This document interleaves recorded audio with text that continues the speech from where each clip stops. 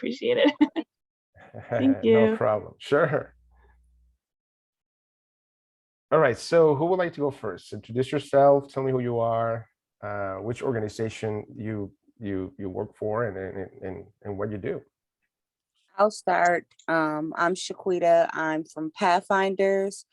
I am the Drop-In Center Program Manager. We serve young people 11 to 25 in our drop-in center Tuesday through Saturdays, providing case management, basic needs, some programming, so housing assessments and things like that in the drop-in center. So that's what we do over there. All right. Thank you so much. And I'm assuming that all of you are going to be at the youth training that we do on Saturday or not? No, the coordinators are not going to be there? I was like an adamant no, like, no, it's a Saturday, it's 4 hours. So we're not going to be there. We got things to do. I get it. I understand. All right, great. So that's actually one more reason why it's good that we're talking today. All right, so who else? Who would like to introduce? I can go. Hi. I am Joni Lutke. Hi. I am from the West Dallas, West Milwaukee Family Resource Center and West Dallas, West Milwaukee Hero and Opiate Task Force. Mm-hmm. We are a prevention programming. We do the Botman Life Skills programs in the intermediate and high schools. Okay. And we also do community events. We do parenting education. We work with administrators and teachers and educators in the schools in West Dallas and at the Seeds of Health School District in Milwaukee. And we do programming for seniors. And now most recently, we started doing programming for elementary school. We are working with 3rd, 4th, and 5th graders. Nice. Thank you. Thank you so much. All right, who's next? I can go next. Really similar to Joni, I'm Sheila Simonson. I work for Focus on Community in Racine and also head up our Racine County Youth Coalition. Focus on Community is a substance abuse prevention agency. We work with preschool all the way on up through high school youth, providing a lot of different model curriculum programs in the school day, but we also have 15 or so teenagers that we work closely with that go out in our community that do a lot of presentation of programs and peer-to-peer mentoring groups that they work with our coalition and with Focus alike. And yeah, I think that's about it. Awesome. Thank you so much. Who's next? Hi, I'm Kina. I'm from Pathfinders Drop-In Center. I'm the lead case manager. I also, much like Joni, administer BOTVIN. I do the high school and transitions version, where we work with runaway homeless youth, ages 11 to 25 years old. Thank you so much. I can go next. My name is Alex, and I oversee the Milwaukee County Substance Abuse Prevention Coalition. So our kind of reach with youth is limited in terms of like if they're not on the coalition, but we're hoping that the youth that are involved in the training can hop on board to MixApp and help be our youth and start that youth kind of component. Awesome. Thank you, Alex, because that's one of the things that I wanted to discuss with you too. What's going to happen after the training and how we can still keep that momentum going with the youth. All right, great. Who's next? I guess I'm last. My name is Amanda Clark. I am the youth organizer for the Dominican Center. My role is really just to play a convener in connecting youth to programming and resources that they may need, but I also work closely with the Amani Youth Council in that neighborhood. And they do a lot of messaging around what we're trying to create them to be credible messengers so they can like display positive messaging on social media. And so I'm really hoping that this training can be useful for them. Awesome. That's great. So one of the things that I wanted to talk to you about is this. So we have, I understand, 25 youth who are going to participate in this training. Now, I'm assuming that, can you explain to me what was the process of recruiting those youth and what those youth know about what's going to take place on that Saturday in terms of the training? What are the things, based on what you told them, based on what you know so far. I'm assuming that you were involved in the recruiting of the youth, and because of that, I'd like to hear from you. What are the expectations that you have for the training, and the expectation that you have that the youth will do after the training? I can start. So the youth that we recruited was there was only one that really expressed an interest in helping us man our social media accounts for prevention efforts. And she's really kind of gung-ho. It's a lot of the adult staff I work with that's a lot more reserved about giving Sure. over social media to a youth. I feel like we could monitor it fairly easily through some different platforms, and maybe I'm wrong and delusional about that. I don't know, but but I think I know we're missing a huge market in reaching our youth by not expanding beyond our Facebook posts. Like, Yes. those are targeting people my age, not our youth at all. And so to just be more active in Instagram, and I've been pushing to start a TikTok page for our agency, and all of my adult staff think I'm crazy because they're like, how could that possibly be a good thing? And I have teenagers in my house, so maybe I feel like I know what's more relevant than some of my coworkers, because I see what they pay attention to. Sure. So as far as content, I think just understanding how to have positive messaging on social media, because a lot of times youth can post something with a very good intention and it come out with a very negative. Right. I mean, we all can, especially on social media, how it's interpreted on the other end. You never know for sure. So that's, I think, where I'm a little concerned about how they go about doing that. You know, we did a smoke-free campaign at a event the other week, and one of our youths made a button that says, I don't smoke because I'm broke. And I was like, that's not really the right message we want to send. Like, which I get, you're not here to help with the messaging part of it necessarily, but just understanding, like, yeah, let's hope there's better reasons you choose not to smoke, not just because you don't have the money to. Right.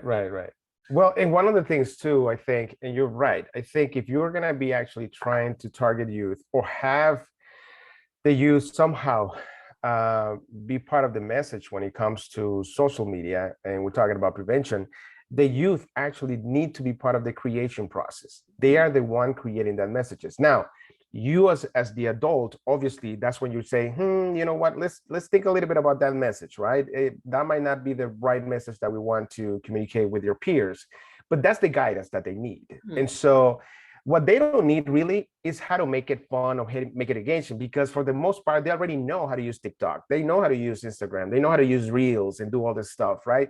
And so what they need guidance on is the type of message. And basically, at the end of the day, you got to talk to you and say, well, this is our goal. These are the things that we want as a coalition. We want to make sure that the message is positive, it's uplifting, but it's fun. We don't want to make it boring. We want to make sure that other youth actually look at prevention in a different way, because we don't want to make it like, oh my God, it's more about don't do this, don't do that, don't do this, don't do that. That's not what they want. It's about pretty much actually doing a lot of fun things without necessarily getting drunk or getting high, right? And so that's, you know, making sure that we communicate that with the youth and have them help us create those messages in a very fun and engaging way. That's the piece that I think we need to work on. And so you as coordinators, your role is pretty much guide the process. And the youth role is pretty much create the message and use their creatives and their imagination to actually making it cool. Now, one other thing is that I wanted to ask you, how many of those youth actually understand prevention? Have they ever done like a prevention 101 kind of thing, kind of training? Or this is actually youth that don't necessarily actually have gotten any prevention training in the past? So can you tell me more about the youth that I'm about to see in a couple of weeks? You know, what kind of knowledge do they have about substance abuse prevention? The youth coming from MixApp is actually a youth that we were in connection with through a teacher through MPS. So I think their knowledge on prevention is very limited. That being said, me and my colleague are going to start going into that classroom next week to talk about prevention, mental health. So they will kind of have a little bit of a background, but I think like overall, their knowledge of prevention in terms of like substance use and misuse would probably be really low.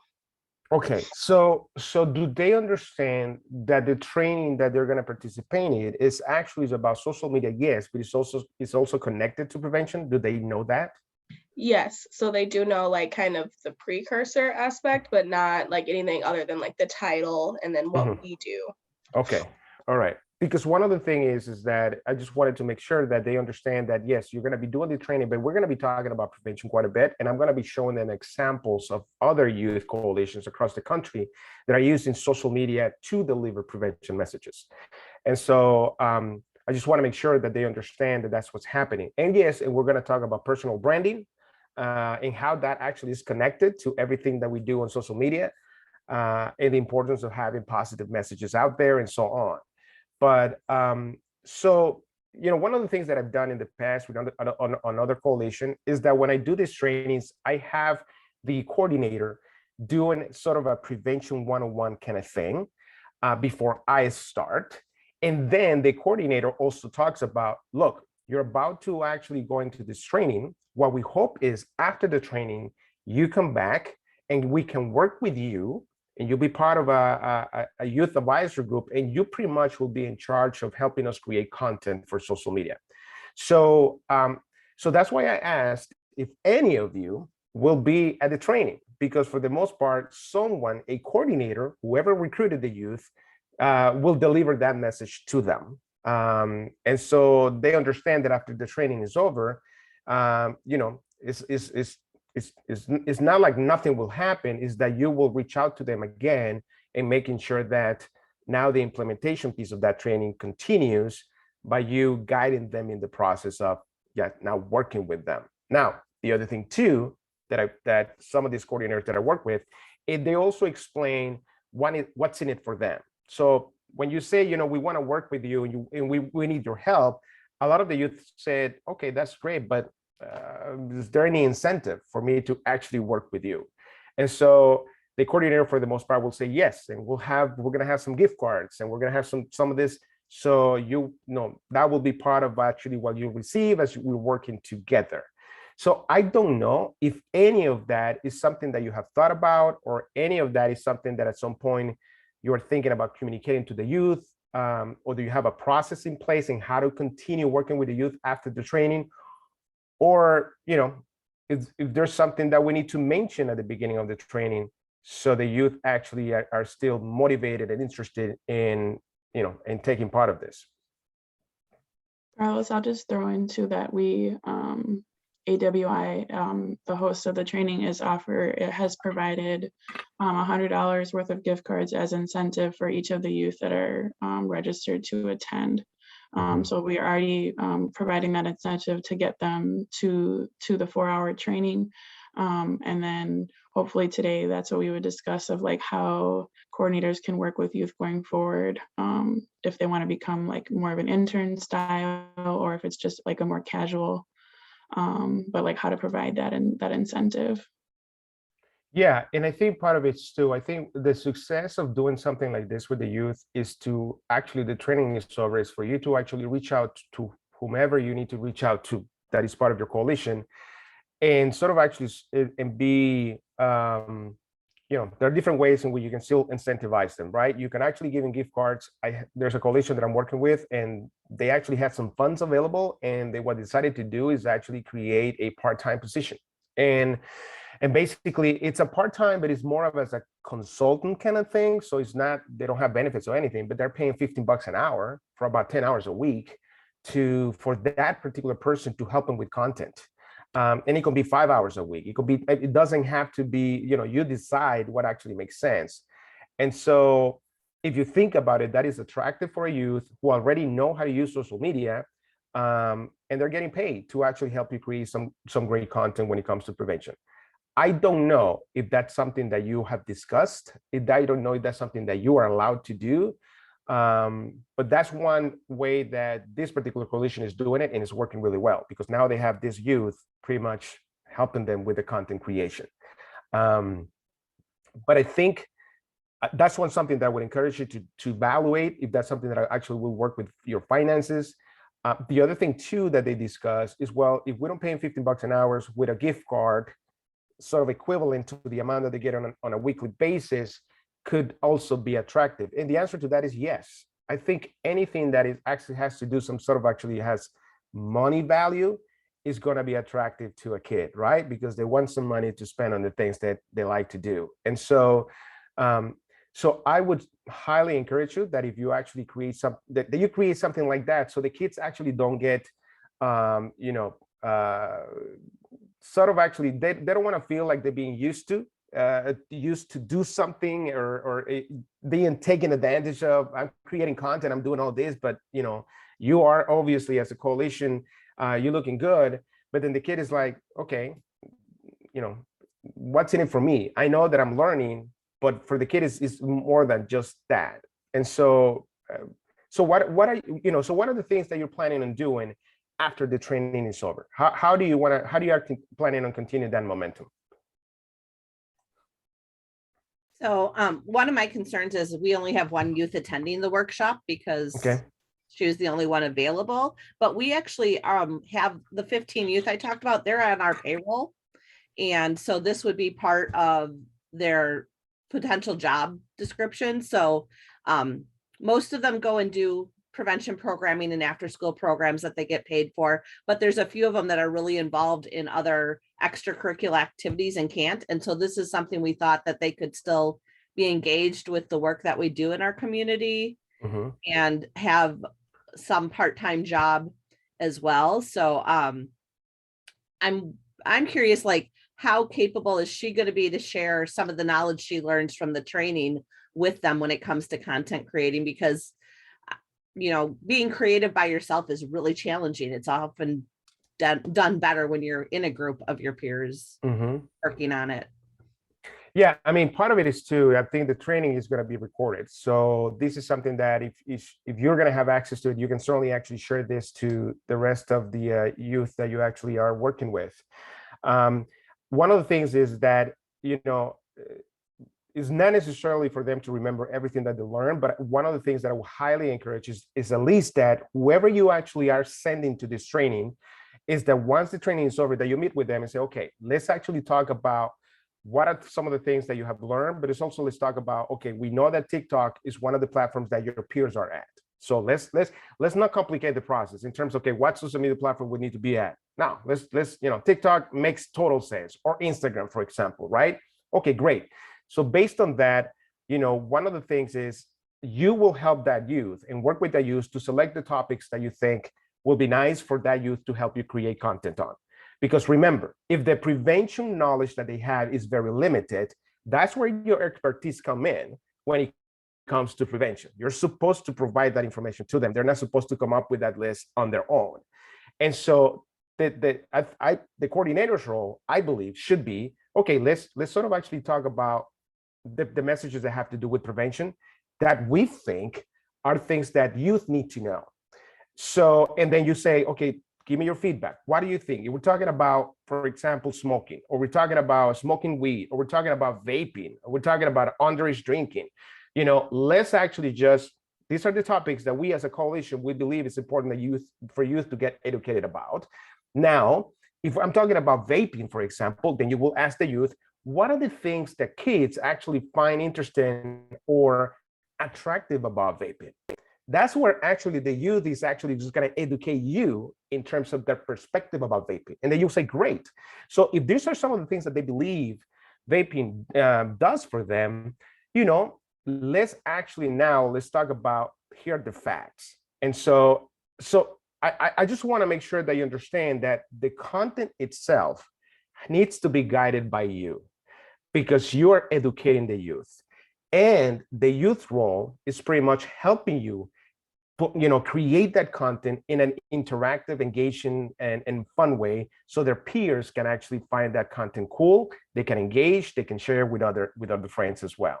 So And so I think that's actually key when you're working with youth, is that you pretty much are clear in terms of, okay, what are the topics that we need to discuss? You provide that to them. They will give you feedback in terms of what else and how deep you can go in those topics, because vaping is very broad.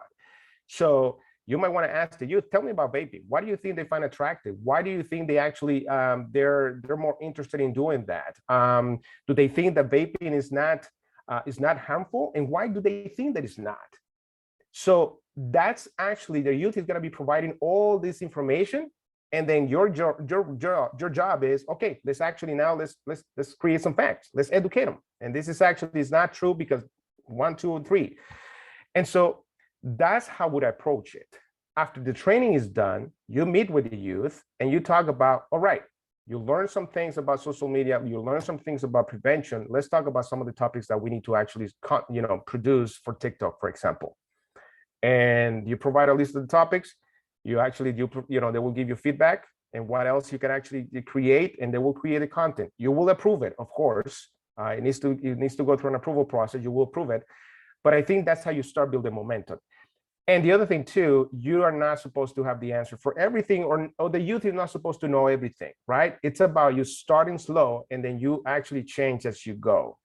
And so that's what I would do. But I think if I were you, I would sort of actually start that process now. And it's something that you can actually start working on in terms of the topics that you want to discuss on social media. So after the training is over, you can actually just continue that momentum with them. And so the other thing too that I wanted to sort of actually discuss with you is that I understand that none of you are going to be at the training. So Hannah, you will be there on that Saturday. So that means that what I'm going to do then, I'm just going to sort of actually talk a little bit about prevention and probably do a prevention 101 kind of thing. And then I'll talk about the expectations in terms of what we hope it will happen after the training is over, based on what you're telling me what would you like to happen with them. And so the idea is for them to actually think about, okay, we're learning this, but there's a reason, right? We're going to continue implementing what we learned. It's not like we came to this training and then we forget about it. Everybody actually goes live their own lives and nothing happens after the training. And so I'll just talk a little bit about that. But I wanted to have a sense from you in terms of, okay, so you want this training to happen. What are the goals and expectations that you have? I mean, so is there anything that you would like to see the youth do, or actually you as a coordinator do after the training is over? What kind of other goals and expectations you have, if any? I don't know. I think one of my goals is to have a lot more influx of, youth participation on our Facebook, the creation of TikTok, the creation of Instagram, because we don't have, the only social media we have is Facebook. So we do want to see more traffic from youth in that area, but then we really would like to develop a TikTok page and like a Twitter or an Instagram or whatever the youth think is cool and popular. Right.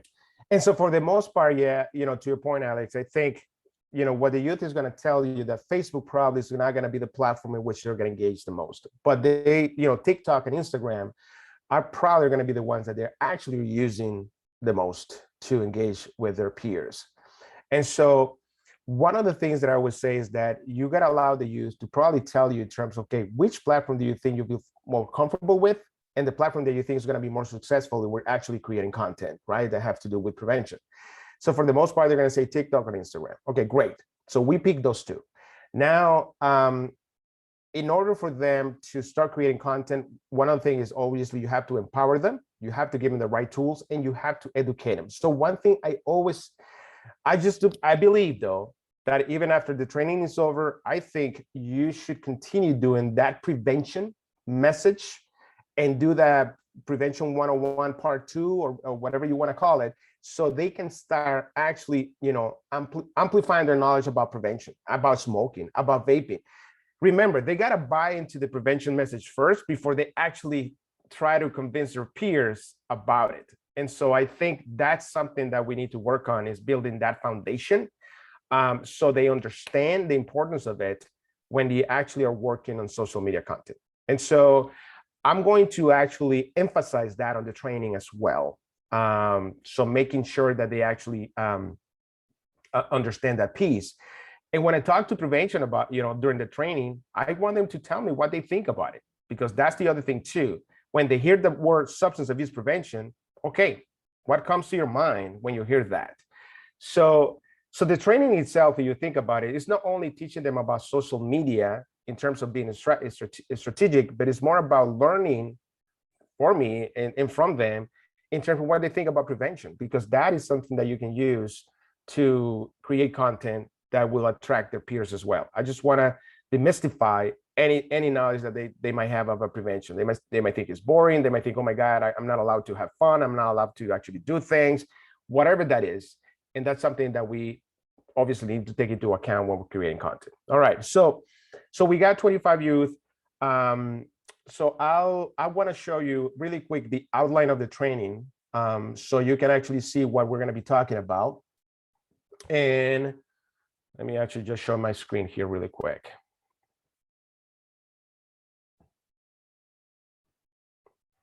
Mm-hmm.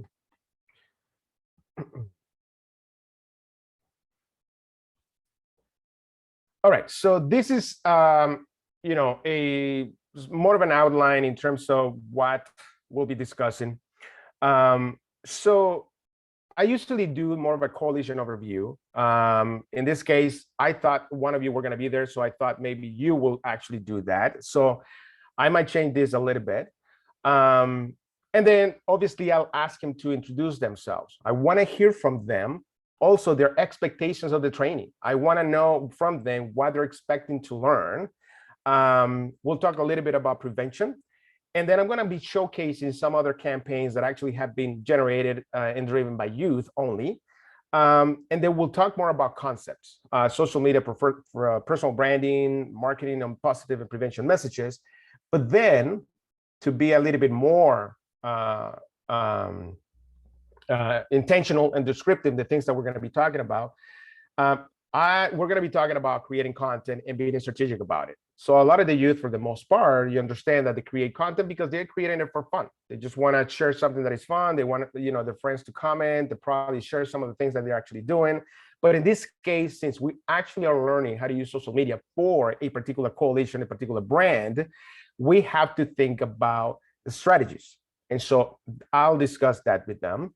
And then, but I want to make sure that they understand that what we're doing is creating content that eventually we want other peers to also do something with, whether it's joining to a coalition, whether it's actually joining and creating more content, being more advocates of prevention, whatever the action is, eventually that's what the end goal of creating content. So I'll be discussing that with them as well. And obviously I'll be showing examples on videos that actually have some videos about prevention that actually happens to be fun and engaging.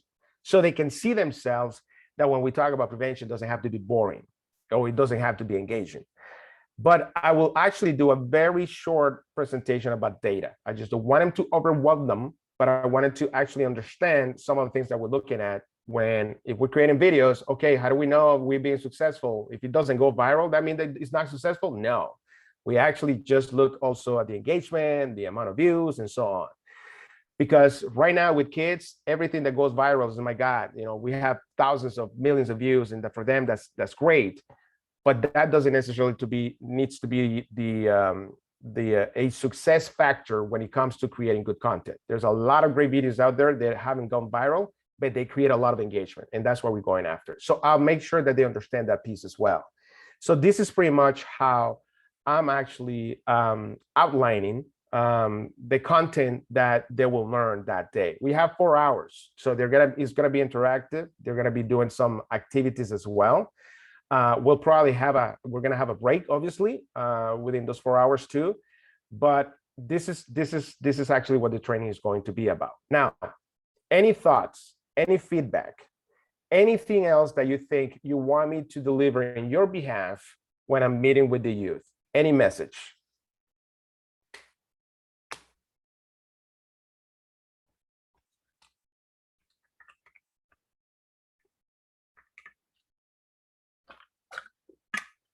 Are you still here with me?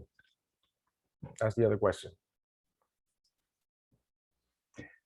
I'm going to be honest with you. I think the success of having this training is going to depend a lot, not only on the youth, but it's going to depend on you as a coordinator and how actually you engage them back in, in terms of them now being part of a process in which they're going to be creating content. So in terms of incentives, how you're going to incentivize them, but also making sure that they have the right guidance from you in terms of the type of content that they will need to create.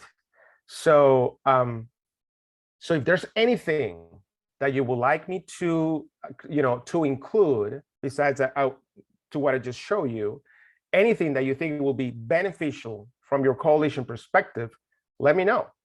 And then I can strongly actually include that information in the training as well. So any thoughts, feedback in what I've shared with you so far?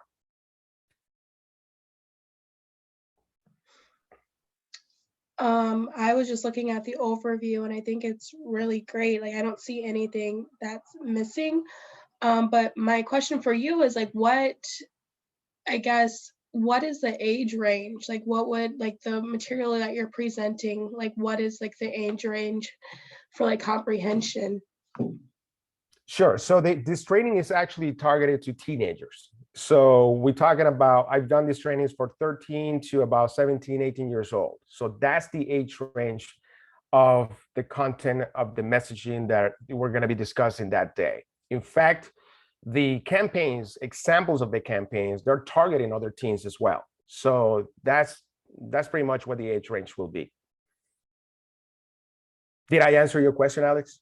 Yeah, thank you. So like, one question I have then is like, because the youth that I'm bringing is more around like the 13 age range. Mm-hmm. So like, how are they going to also be given the tools to kind of create like content that is for even like the higher end youth, like 17, 18, or is it really just kind of like a case by case? Well, for the most part, it's usually case by case, but I'm going to give you an example. I had actually a 13-year-old girl in one of the trainings that I've done. And the difference is actually, we actually met on a weekly basis. So they actually had, as an assignment, they created video content for their peers. And so the content that she created, it was pretty much for other 13, 14 years old, because she felt identified with that age range because she's 13. And so, which is actually perfect. It makes sense. So the training is about giving you the tools and the framework for you to create the content for whomever you think will feel identified with you. So it could be a 13, another 13, another 14.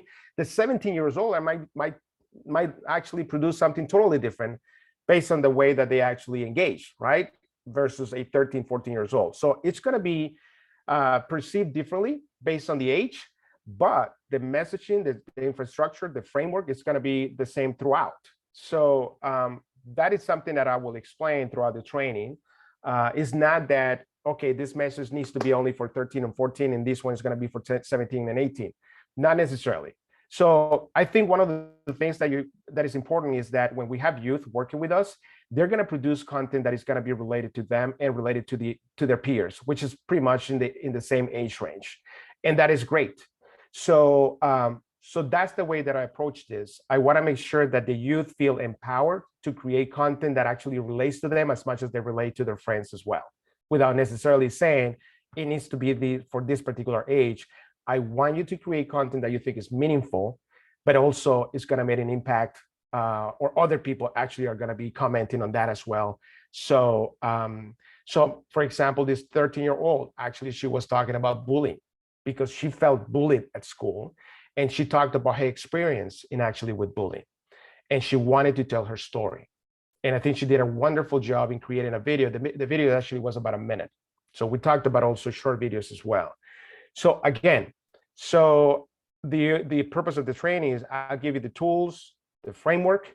You decide based on that how you want to create your content and who the content is going to be for, based on your age, based on your experience, and based on the goal that your coalition might have. So is that okay? Yeah, thank you. All right. Any other questions, comments so far? Anything that you want me to tell the youth besides content, besides the training, any message from you that you want me to deliver in terms of expectations?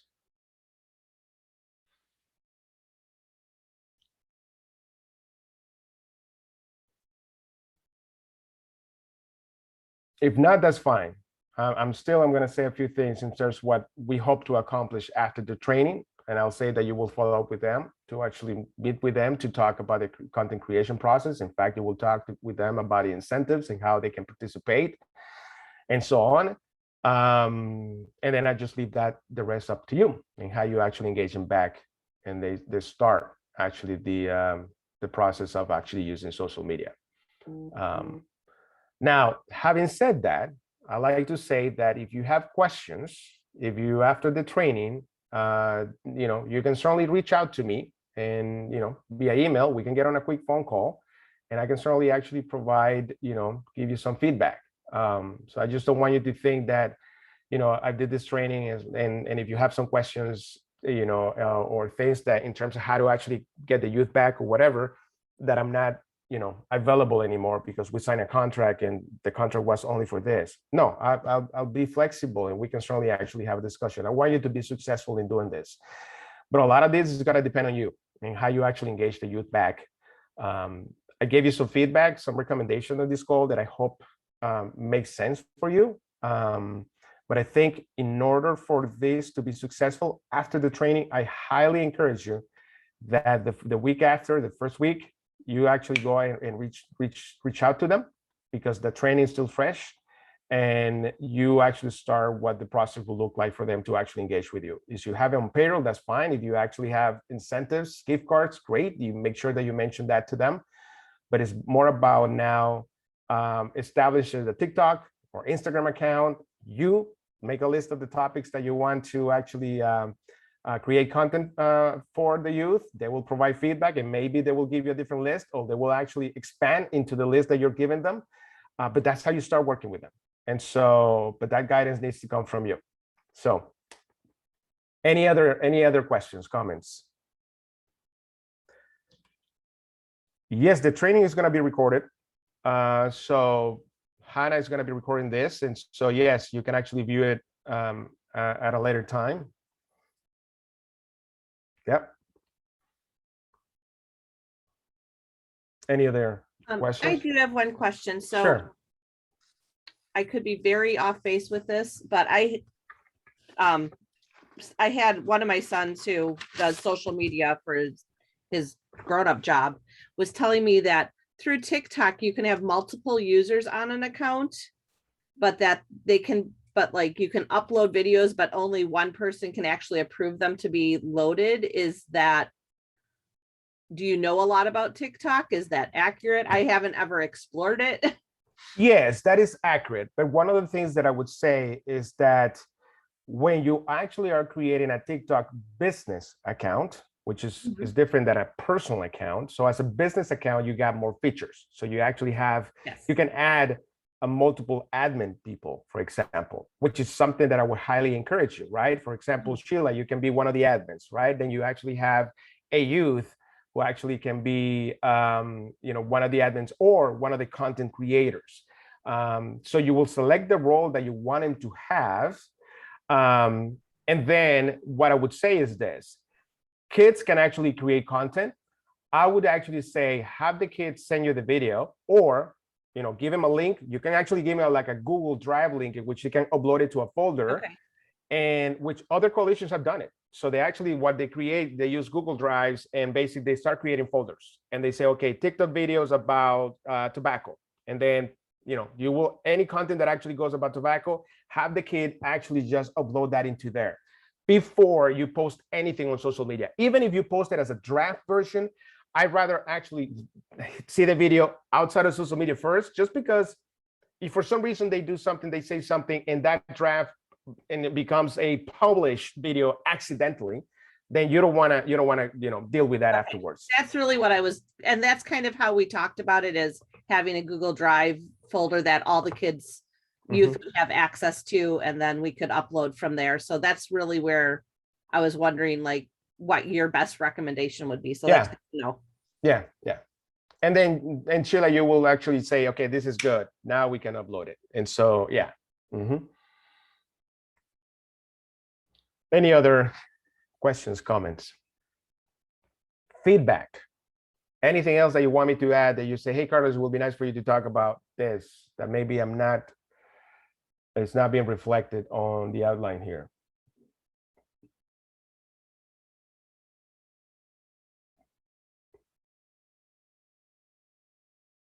All right, so let me ask you this. How are you planning on, after the training is over, how are you planning on getting the engaging with the youth again? What's your plan internally?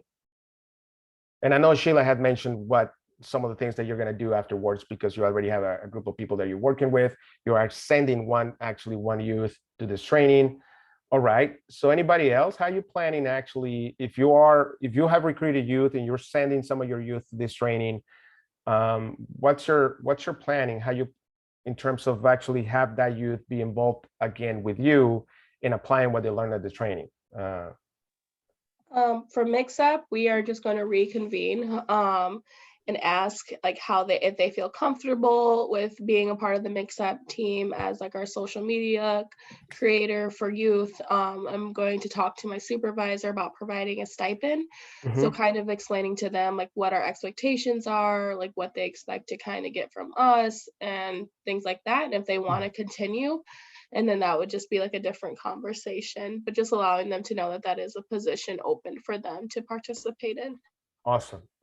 So one of the things that I would say, Alex, to that too, is that as you are explaining that to the youth, the way that I would also use it or present it will say, look, you're going to have a chance to sort of actually work on creating a powerful brand for an organization, which means that you can certainly use that for other job applications, offers that you might have, because you are building, basically that's what they're doing. It's pretty much building a brand around prevention, around your coalition. And so by actually then being involved in the content creation piece, in the analytics piece, they'll learn about analytics as well.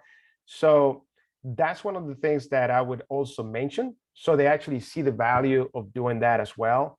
But also, as they do that, they're actually building their personal brand as well, because this is content that they actually can share in their own channels too. And so that's why it's important to empower the youth, because I want them to feel proud of the work that they're doing. I don't want them to feel embarrassed. If they feel embarrassed about doing something, they're not going to publish it on social media because, their friends will see it. And that's one of the reasons, based on my experience when I work with youth, that they don't talk about prevention is because they don't think it's cool. And so, because they don't think it's cool, they don't want to be embarrassed. They don't want to feel embarrassed. And so, so we have to start changing the mindset as well. So that's something else that I would add to that too. All right. Anybody else? Anyone else? And how you planning engaging the youth back after the training? What are your, you're obviously recruiting them and send them to this training. So what are your plans afterwards? Well, our hope is to for them to use some of the stuff that they come back from the training with and have learned to use to do their podcast, their newsletter, and manage their own personal Facebook page. Are they, so when you actually mentioned podcast, do they have a podcast already, or are you expecting for them at some point to create a podcast? They've started one and they did like 2 episodes, and it's just like getting them back into the swing of it. They just didn't have like a space during COVID, so it was kind of difficult for them to record via Zoom, but they did 2 episodes. But I'm hoping that they'll get re-engaged with their podcast now that the world is kind of open back up and they can meet in person. And what was the podcast about? I get just teen issues, things that youth experience, stuff going on in their community, about the violence that's been going on, the car thefts. They really just want to get be credible messengers in their communities to let the youth know, like, there's other things you could be doing, get involved in positive stuff. Like, you don't got to use drugs to be cool and fit in. You don't have to steal a car. It's okay to catch the bus. Just things like that. Okay. And is the podcast somewhere that I can look at it and see what they've done? No, they haven't like pushed it out, but that's what we hoping to do now that we can Okay. meet in person. Well, I'm glad that you mentioned that in terms of the podcast, because I'll be actually showing an example of actually a group of youth who are creating awesome content in terms of they have a podcast and they actually are talking about things that actually youth deal on a daily basis. And their podcast is very successful. So hopefully by me showing that example will inspire them to actually go back and continue doing what they were doing before. And so, all right, that's great.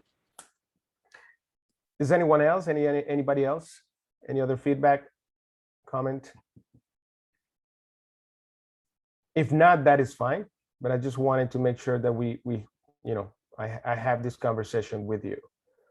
Is there any other questions in general? Anything that I have not provided that you were expecting for me to talk about? Or maybe I did not meet your expectations for today's meeting. I don't know.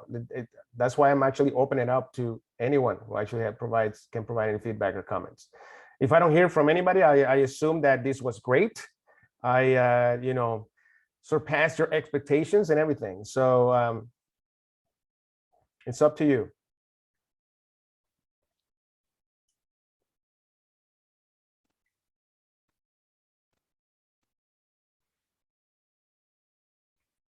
All right. So I don't hear anything from anybody else. So I don't want to keep you any longer than is needed.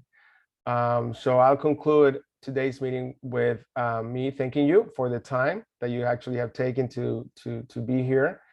And are we going to be doing an evaluation for the youth training, Hannah? Is that something that is there any way that we can? Okay. I'm working with an evaluator to put one together, so we'll actually have that.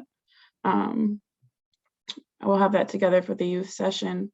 And then I just wanted to remind everyone to let me know how you want to obtain your gift cards. We can either arrange a time next week for you guys to pick them up from our James Lavelle location. Otherwise, if you want them mailed, just let me know where that address would be. And then I will communicate with you so that you can get those for the youth before the training, ideally. But also thank you everyone for joining us, and Carlos for kind of taking the time to really make this personal to those who will actually be attending. And if you guys do have any afterthoughts or want things that you want me to share with Carlos prior to the training, definitely let me know, and I can send out his contact information as well after our meeting today, so that you can contact him directly either before the training or also after, as you're working with your youth. Yes, I appreciate everyone's time. Have a wonderful rest of the day and rest of the week. And Hannah, can we chat for a few minutes Sure. afterwards? All right, thank you. Thanks, everyone. Thanks, Have a good rest of everyone. your day.